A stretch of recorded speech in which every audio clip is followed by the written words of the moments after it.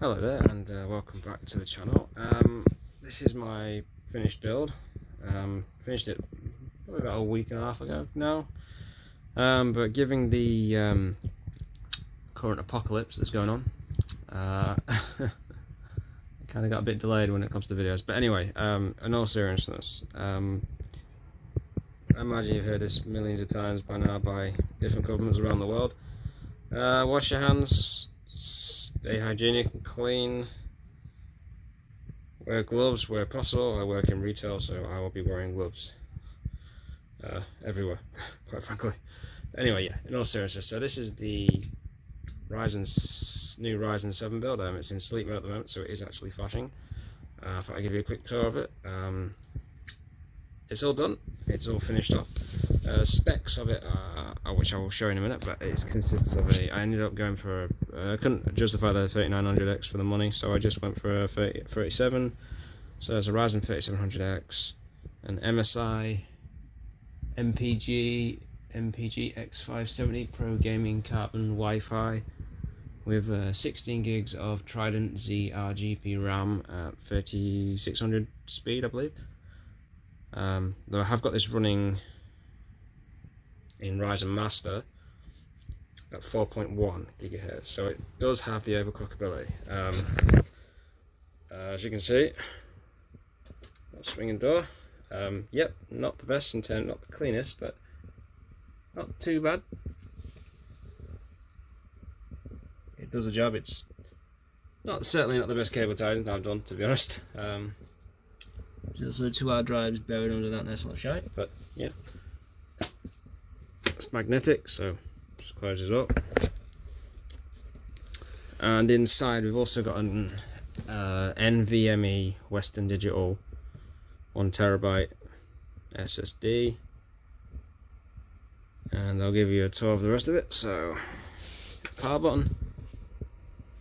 Now originally I wanted to put the radiator at the top here, but unfortunately I wasn't keen on the way it was bending the pipe.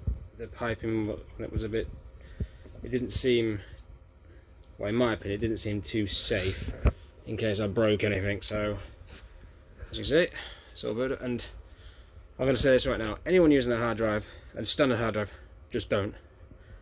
This is miraculously faster. I mean, the SSD, the SATA SSD I had was fast, but Jesus, these things are so fast. It's just unreal. Obviously I understand some people are limited by budget, but fair enough. But well recommended, especially the NVMe SSDs. As you can see, there's only one fan. I originally wanted to have 3 at the front, but I've got the radiator sitting there, so I'll give you a quick tour and you can see it for yourself. So as I said, here it is. These are Corsair LL120 fans. It's a Cooler Master 240. 240 low profile. I can't remember. It's a fairly popular cooler with Cooler Master from what I remember. I'll list the specs in the video description. As you can see, still using the 1070 Ti until I can eventually upgrade to something a bit more powerful. The fans do have different settings, so you can go into the Corsair Link software and you can change things if you want. There's a hell of a lot of different patterns and stuff. Open up and you can see the rest. Love the swinging door. It's pretty cool. As you can see, it's RGB on the cooler itself. There's the NVMe drive. The little chipset fan doesn't tend to run. I haven't heard it, but then I'm a headphone user, so it's fairly clean. As you can see, this RAM is well recommended, and it'll overclock further, but I just haven't really seen the necessary need to make it run any faster. To be honest, I don't think the fans are running. No, they're not. So the card's idle at the moment, as you can see. It's nice. It's cleaner than my previous build, and that's a reasonably decent build as well. The one thing I will say about this board is default settings on this are terrible. They are bad.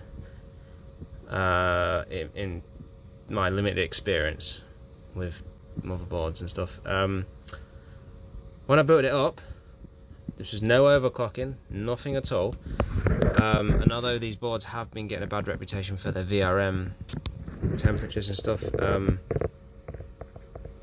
I haven't really had any problems. But then again, I'm not.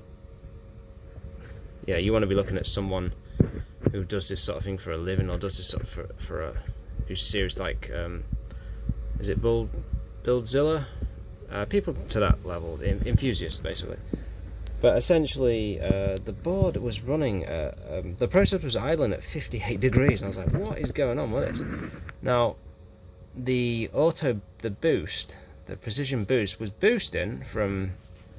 I think the base speed of this 3700X is 3.6 gigahertz. It was boosting all the way to 4.3, nearly about 4.3 gigahertz, something to that degree.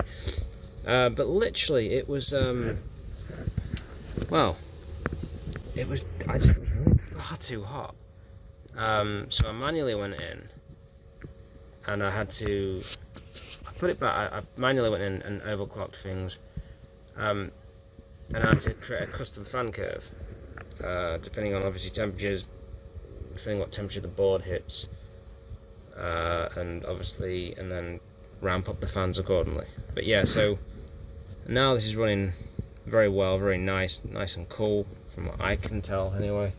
But I wasn't impressed with the default settings on this motherboard. I really wasn't. And this is only a mid-range board, I would guess you'd say. I think you picked this up for 200 quid now, I think it is. It was 250 when I bought it.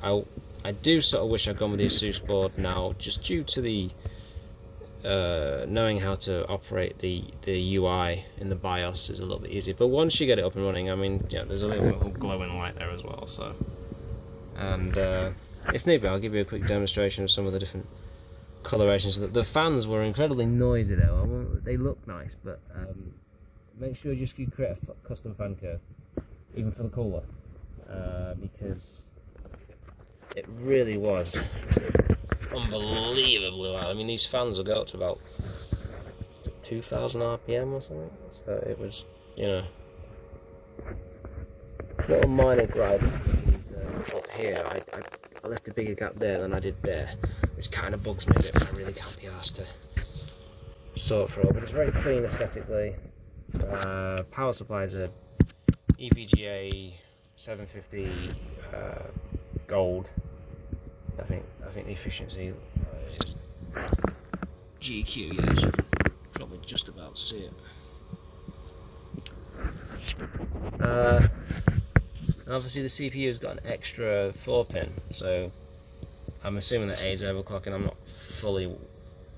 not well versed in that sort of stuff, but even with like the cable tidying I've done, and I'm not the best at it, yeah, it looks clean from this side. It's only when you open the other side you have the horror of it. But I'll probably go back in at some point and redo it again at some point, but it took so long. My only minor gripe is this here. This is for the USB-C, just there. That doesn't come with an adapter, so I had to buy this off Amazon. That cable there, as you can see, is a little adapter, and the USB 3 there underneath it. This one, where my finger's pointed. When I connected it in, that bent the pins. I was like, oh no, I don't know how I managed that, but I managed to sort it out. But it was a bit of a scary process, that, because of the way I've got it curled in. It was probably a mistake to have put it in like that, but I guess you live and learn. But yeah, so that's the new build. Selling the other one off for spare parts, make some money back. Probably gonna need it with the pending apocalypse that's happening at the moment. But yeah, so I'll just give you a tour of it, and you can. Yeah, I think it looks pretty good. I love the magnetic doors. The only thing I will say is obviously the glass doors can be something you have to be kind of careful of when you pull it out. But yeah, so that's the system. You can also put covers over these to make it cool and quiet. Although, and obviously you've still got the ventilation there.